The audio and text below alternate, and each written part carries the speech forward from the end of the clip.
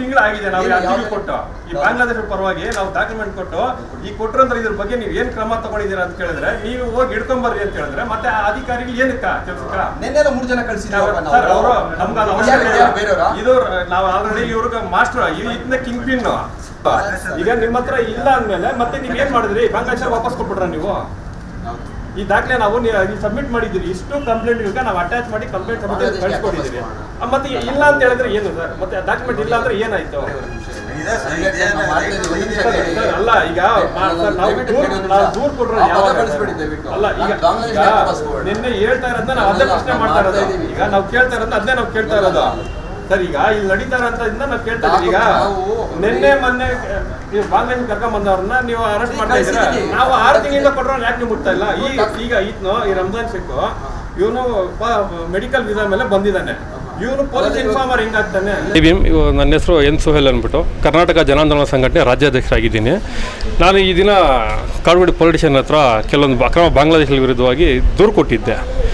ಈಗ home minister ಮತ್ತು ಮಾನ್ಯ ಕಮಿಷನರ್ ಅವರು ಮತ್ತು IG DCP ಅವರು ಸಂಬಂಧಪಟ್ಟ ಇಲಾಖೆಗಳಲ್ಲಿ ನಾನು ಈ ಥರ ಅಕ್ರಮವಾಗಿ ಬಾಂಗ್ಲಾದೇಶಿಗಳಿದ್ದಾರೆ ಕಾವಡಿ ನಮ್ಮ ವ್ಯಾಪ್ತಿಯಲ್ಲಿ ಅಂತ ಹೇಳ್ಬಿಟ್ಟು ಸುಮಾರು ಕಡೆ ಹೊರತೂರು, ವೈಟ್ಫೀಲ್ಡು, ಮಾಲೂರು, ಚಿಕ್ಕಬನಹಳ್ಳಿ ಈ ಸುಮಾರು ಭಾಗದಲ್ಲಿ ಇದ್ದಾರೆ ಅಂತ ಹೇಳ್ಬಿಟ್ಟು ನಾನು ಈಗಾಗಲೇ ಅವ್ರಿಗೆ ದಾಖಲೆ ಸಮೇತ ಅರ್ಜಿಗಳು ಕೊಟ್ಟಿದ್ದೆ. ನಾನು ನವೆಂಬರಲ್ಲೂ ಈ ವಿಚಾರವಾಗಿ ನಾನು ಬೆಳ್ತೂರಿಂದ ವೈಟ್ಫೀಲ್ಡ್ ಪೊಲೀಸ್ DCP ಕಚೇರಿವರೆಗೂ ಕಾಲ್ನಡಿಗೆ ಮುಖಾಂತರ ಸಾರ್ವಜನಿಕರಿಗೆ ಅರಿವು ಮೂಡಿಸ್ಕೊಂಡು ಈ ದಾಖಲೆಗಳ ಸಮೇತ ಆವತ್ತು ನಾನು DCP ಅವರಿಗೆ ಕೊಟ್ಟಿದ್ದೀನಿ.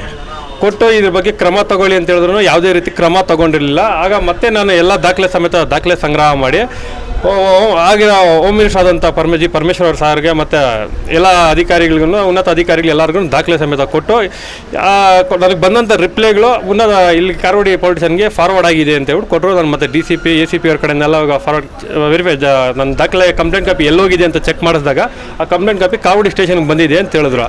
ಅದನ್ನು ನಾನು ಬಂದು ಕಾವಡಿ ಸ್ಟೇಷನಲ್ಲಿ ವೆರಿಫೈ ಮಾಡಿದಾಗ ಸಂಬಂಧಪಟ್ಟ ಕೇಸ್ ವರ್ಕರು ನನಗೆ ಜ್ವರ ಇದೆ, ನಾನು 3 ದಿನ ಬರಲ್ಲ, 4 ದಿನ ಬರಲ್ಲ, ಬಂದಮೇಲೆ ಬನ್ನಿ ಅಂತ ಇದೇ ರೀತಿ ಕಾಲ ತಳ್ಕೊಂಡು ಬಂದರು. ಸರಿ, ಒಂದಿನ ನಾನೇನು ಮಾಡಿದೆ,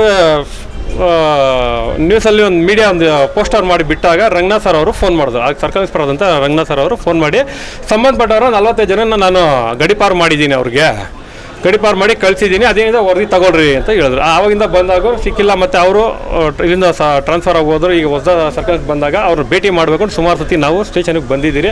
ನಾವು ಬಂದಾಗೆಲ್ಲ ಕೆಲವರು ನಾವು ಬರ್ತಾಯಿದ್ರಿ, ಕೆಲವರು ನಮ್ಮ ಸಂಘಟನೆ ಸಿಬ್ಬಂದಿಗಳು ಬಂದ್ಬಿಟ್ಟು ಈಗ ನಾವು ಕೊಟ್ಟಂಥ ದೂರಿ ಅರ್ಜಿ ಏನಾಗಿದೆ ಇದು ವರದಿ ಕೊಡಿ ಅಂತ ಹೇಳ್ಬಿಟ್ಟು ಕೇಳಿದಾಗ ವರದಿಗಳು ಕೊಡ್ತಾ ಇದ್ದಿಲ್ಲ ಇವರು.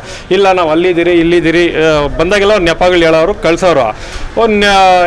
ಶುಕ್ರವಾರನೂ ಬಂದಿದ್ದೇನೆ, ಹೋದ ವಾರ ಶುಕ್ರವಾರನೂ ಸಹ ಬಂದು ನಾನು ಕೇಳಿದಾಗ ಬಂದೋಬಸ್ತ್ಗೆ ಅಂದ್ಬಿಟ್ಟು ಮೈಸೂರಿಗೆ ಹೋಗಿದ್ದಾರೆ ಸರ್ಕಲ್ ಇನ್ಸ್ಪೆಕ್ಟರ್. ಇಲ್ಲ ನೀವು ಭೇಟಿ ಮಾಡೋಕ್ಕಾಗಲ್ಲ, ಸೋಮವಾರ ಮೇಲೆ ಬನ್ನಿ ಅಂತ ಹೇಳಿದ್ರೆ ಸರಿ. ಸೋಮವಾರ ನಾನು ನಿನ್ನೆ 11 ಗಂಟೆಗೆ ಕಾರವಾಡಿ ಪೊಲಿಟಿಷನ್ಗೆ ಬಂದೆ. ನಾನು ಬಂದಾಗ ಸರ್ಕಲ್ ಇನ್ಸ್ಪೆಕ್ಟರ್ ಅವ್ರಿಗೆ ಕ್ಯಾಬಿನಲ್ಲಿ ಇದ್ದರು. ಅವರು ಇದ್ದಾಗ ನಾನು ಬಂದಲ್ಲಿ ಇದ್ದಂಥ ಕೇಸ್ ವರ್ಕರ್ಗೆ ಮತ್ತು ಏನು ಸ್ಟೇಷನ್ ಇನ್ಚಾರ್ಜ್ ಆಗಿದ್ದರು ಅವ್ರಿಗೆ ನಾನು ಬಂದು ಕೇಳಿದಾಗ ನಾನು ಸಾಹೇಬ್ರನ್ನ ಭೇಟಿ ಮಾಡಬೇಕು, ಈ ಥರ ನಾನು ದೂರು ಕೊಟ್ಟಿದ್ದೀನಿ, ಆ ರಿಪೋರ್ಟ್ ಬಗ್ಗೆ ನಾನು ವರದಿ ಕೇಳಬೇಕಾಗಿದೆ ಅಂತ ಹೇಳಿದಾಗ ಸರಿ ನಾನು ಮೀಟಿಂಗ್ ಇಲ್ಲಾರ ಒಂದು 10 ನಿಮಿಷ ನೀವು ಕೂತ್ಕೊಳ್ಳಿ ಅಂತ ಹೇಳಿದ್ರು. ಬಂದು ನಾನು ಇಲ್ಲೇ ಕೂತ್ಕೊಂಡಿದ್ದೀನಿ, ಬೇಕಾದ್ರೆ CCTV ಫೋಟೇಜ್ ಏನಿದೆ ಅದು ಚೆಕ್ ಮಾಡ್ಬೋದು ಅವರು. ಅಲ್ಲಿಂದ ನಾನು 1 ಸೆಕೆಂಡ್ಗೂ ಅಲ್ಲಿಂದ ನಾನು ಎಲ್ಲೂ ಕದಲಿಲ್ಲ. ನಾನು ಕೂತ್ಕೊಂಡಾಗ ಸರ್ಕಲ್ ಇನ್ಸ್ಪೆಕ್ಟರ್ ಅವ್ರು ಆಚೆ ಬಂದರು. ಬಂದು ಎದ್ದೋದಾಗ ಮಾತಾಡಬೇಕು ಅಂತ ಹೋದಾಗ ಇಲ್ಲ ಅವರೆಲ್ಲ ಹೋಗ್ತಾ ಇದ್ದಾರೆ, ಬರೋದಕ್ಕೆ 1 ಅವರ್ ಆಗುತ್ತೆ, ವೆಯ್ಟ್ ಮಾಡಿ ಅಂತ ಹೇಳಿದ್ರು. ಹೆಂಡತಿ ರಂಜಾನ್ ಶೇಖ್ ಹೆಂಡತಿ ಲ್ಯಾಜೋ ಅಂದ್ಬಿಟ್ಟು ಇವ್ರದ್ದು ಆಧಾರ್ ಕಾರ್ಡ್ ಸಮೇತ ನಾವು ಕೊಟ್ಟಿದ್ದೀರಿ. ಕೊಟ್ಟಿದ್ರು ಇವ್ರು ಬಾಂಗ್ಲಾದೇಶ ಬರಲ್ವಾ? 6 ತಿಂಗಳಿಂದ ನೀವು ಇವ್ರ ಬಗ್ಗೆ ನೀವು ವೆರಿಫೈ ಮಾಡಿಲ್ವಾ ನೀವು? ಮತ್ತು ರಂಜಾನ್ ಶೇಖ್ ಮೇಲೆ ನೀವು ಮರ್ಡರ್ ಕೇಸ್ ಇದೆ, ಅವ್ರನ್ನ ಫಾರಿನ್ ಕೇಸ್ ಇದೆ, ನೀವು ಅವ್ರನ್ನ ಅರೆಸ್ಟ್ ಮಾಡೋದಕ್ಕೆ ಬರಲ್ಲ. ಮತ್ತು ಅವ್ರ ಹೆಂಡ್ತಿನ ಯಾಕೆ ಬಿಟ್ರಿ ನೀವು? ಹಾಗೆ ಅದೇ ರೀತಿ ಆತನ ಬಾಮೈದ ಲಿಟೋನ್ ಬಾಂಗ್ಲಾದೇಶದಲ್ಲಿ ಆತಂಕವಾದಿ, ಆತನ ಬೇಲ್ ಮೇಲೆ ಇಲ್ಲಿ ಓಡ್ ಬಂದಿರ್ತಾನೆ, ಆತನ ಯಾಕೆ ನೀವು ಬಚಾವ್ ಮಾಡ್ತಾ ಇದ್ದೀರಾ? ಆತನ ರಾಜಾರೋಷವಾಗಿ ಇಲ್ಲಿ ಓಡಾಡ್ತಾ ಇದ್ದಾನಲ್ವಾ, ಯಾಕೆ ಆತನ ನೀವು ಬಿಡ್ತಾ ಇದ್ದೀರಾ? ಇದೆಲ್ಲ ದಾಖಲೆಗಳು ಕೊಟ್ಟಿದ್ದೀರಲ್ವಾ ನಾವು, ಯಾಕೆ ನೀವು ಕ್ರಮ ತಗೊತಾ ಇಲ್ಲ? ಇದನ್ನ ಬಂದ್ಬಿಟ್ಟು MD ಫಾರೂಕ್ ಪರ್ವೀಜಿ ಅಂದ್ಬಿಟ್ಟು republic of Bangladesh Aadhaar card. ಇನ್ನು ಇದಕ್ಕಿಂತ ಸಾಕ್ಷಿ ನಿಮಗೆ ಬೇಕಾ? ನೀವು ಹೇಳ್ತೀರಾ ನಮಗೆ ಪಾಸ್ಪೋರ್ಟ್ ಬೇಕು ಅಂದ್ಬಿಟ್ಟು, ಆದರೆ ಆಧಾರ್ ಕಾರ್ಡು ನಿಮಗೆ ದಾಖಲೆ ಅಲ್ವಾ? ಈಗ ಮಾನ್ಯ ನರೇಂದ್ರ ಮೋದಿ ಅವರು ದಾಖಲೆ ಆಧಾರ್ ಕಾರ್ಡ್ನ ಮುಖ್ಯ ದಾಖಲೆ ಅಂತ ಮಾಡ್ತಾ ಇದ್ದಾರೆ, ಆದರೆ ನಿಮ್ಗೆ ಈ ದಾಖಲೆ ಆಧಾರ್ ಕಾರ್ಡ್ ದಾಖಲೆ ಅಲ್ವಾ? ನಿಮಗೆ ಬಂದ್ಬಿಟ್ಟು ಪಾಸ್ಪೋರ್ಟ್ ಏನೋ ನಿಮಗೆ ದಾಖಲೆ ಖಾನ್ ಅಂದ್ಬಿಟ್ಟು ಈತನು ರಿಪಬ್ಲಿಕ್ ಆಫ್ ಬಾಂಗ್ಲಾದೇಶ ಈತನ ಬಂದು ಈಗ ಕಾಡುಗೋಡಿಯಲ್ಲಿ ಅಬ್ಬಾಸ್ ಖಾನ್ ಅಂದ್ಬಿಟ್ಟು ಬ್ಯಾಂಕ್ ಪಾಸ್ಬುಕ್ ಮಾಡ್ಕೊಂಡಿದ್ದಾನೆ. ಈಗ ಈತನು ಈಗಾಗಲೇ ಗ್ಯಾಂಗ್ ರೇಪಲ್ಲಿ ಆವಲಹಳ್ಳಿ ಪೊಲಿಟಿಷನಲ್ಲಿ ಅರೆಸ್ಟ್ ಆಗಿದ್ದಾನೆ. ಈತನು ಬಾಂಗ್ಲಾದೇಶದಿಂದ ಈ ಗಡಿ ಮುಖಾಂತರ ಬರ್ತಾ ಇದ್ದಾರೆ, ರೈಲು ಈ ಬಸ್ಗಳು ಬೇರೆ ಬೇರೆ ದೇಶಗಳ ಪಕ್ಕದಲ್ಲೇ ಇರೋಂಥ ವೆಸ್ಟ್ ಬೆಂಗಾಲ್ ಆಗಿರ್ಬೋದು ಇಲ್ಲ ಕಲ್ಕತ್ತಾ ಆಗಿರ್ಬೋದು, ಅಲ್ಲಿಂದ ಅವರು ಸ್ಟೇಟಿಂದ ಸ್ಟೇಟು ಇಲ್ಲಿ ಬರ್ತಾ ಇದ್ದಾರೆ. ಬಂದಾಗ ಸೆಂಟ್ರಲ್ ಅಂತ ಬಂದಾಗ ಅಲ್ಲಿರೋಂಥ ಗೃಹ ಮಂತ್ರಿಗಳು ಇರ್ತಾರೆ.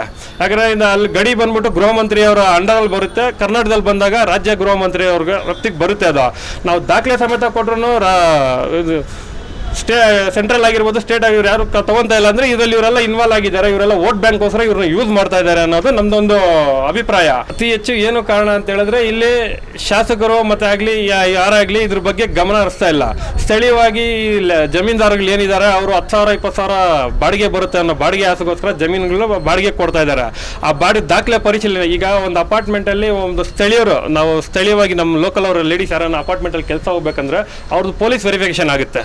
ಅವ್ರ ಆಧಾರ್ ಕಾರ್ಡ್ ಆಗಲಿ ಅವ್ರ ಮೂಲ ಅವ್ರ ಬ್ಯಾಕ್ಗ್ರೌಂಡ್ ಏನು ಅನ್ನೋದು ಪೊಲೀಸ್ ವೆರಿಫಿಕೇಶನ್ ಮಾಡ್ತಾರೆ. ಇವ್ರು ಯಾಕೆ ಬಾಂಗ್ಲಾದೇಶದವ್ರು ಶೆಡ್ ಹಾಕೋವಾಗ ಅಲ್ಲಿರುವಂಥ ಲ್ಯಾಂಡ್ ಓನರ್ಗಳು ಅದು ಅವ್ರ ದಾಖಲೆಗಳನ್ನ ಪೊಲೀಸ್ ವೆರಿಫಿಕೇಶನ್ ಮಾಡಿಸೋದಿಲ್ವಾ? ಯಾಕೆ ಮಾಡಿಸೋದಿಲ್ಲ? ಅದಕ್ಕೆ ಪೊಲೀಸ್ ಅವರು ಅದ್ರ ಬಗ್ಗೆ ಏನು ಕ್ರಮ ತಗೊಳಲ್ವಾ? ಈಗ ಅವ್ರಿಗೆ ಗೊತ್ತಿಲ್ಲ. ಈ ಕಾಳುಗಡಿ ಸಿದ್ಧಾರ್ಥ ಲೇಔಟ್ ಆಗಿರಲಿ, ಈ ಕಡೆ ನಮ್ಮ ಕೊಳ್ಳೂರು ರೋಡ್ ಆಗಿರಲಿ, ಸುತ್ತಮುತ್ತ ಸುಮಾರು ಜನ ಬಾಂಗ್ಲಾದೇಶ ಇದ್ದಾರೆ. ಇದು ಪೊಲೀಸವ್ರ ಗಮನಕ್ಕೆ ಇಲ್ವಾ ಇಲ್ಲಿ ಇದ್ದಾರೆ ಅಂದ್ಬಿಟ್ಟು ಗೊತ್ತಿದ್ದು ಕಣ್ಮುಚ್ಚಿ ಕೂತ್ಕೊಂಡಿದ್ದಾರೆ ಅನ್ನೋದು ನಮ್ಮ ಅಭಿಪ್ರಾಯ. ಗೃಹ ಮಂತ್ರಿಯಿಂದ ಹಿಡಿದು ನಾವೇನು ಹೇಳ್ತಾ ಇದ್ದೀರಿ ಅಂದರೆ ಆಗಸ್ಟ್ 14ನೇ ತಾರೀಕು ಒಳಗಡೆ ಇವ್ರನ್ನೆಲ್ಲ ಬಂಧಿಸಿ ಇವ್ರನ್ನ ಗಡಿಪಾರು ಮಾಡಿಲ್ಲ ಅಂತ ಹೇಳಿದ್ರೆ ಮಾಡಬೇಕಾದ್ರೆ ಆಗಸ್ಟ್ 14ನೇ ತಾರೀಕು ಕಾಡುಗೋಡಿ ಪೊಲೀಸ್ ಸ್ಟೇಷನ್ಗೆ ಕಾಲ್ನಡಿಗೆ ಮುಖಾಂತರ ಬಂದು ನಾವು ಕಾಡುಗೋಡಿ ಪೊಲೀಸ್ ಮುತ್ತಿಗೆ ಹಾಕಿ ಪ್ರತಿಭಟನೆ ಮಾಡ್ತೀರಿ ಅಂತೇಳಿ ನೇರವಾಗಿ ಎಚ್ಚರಿಕೆ ಕೊಡ್ತೀರಿ.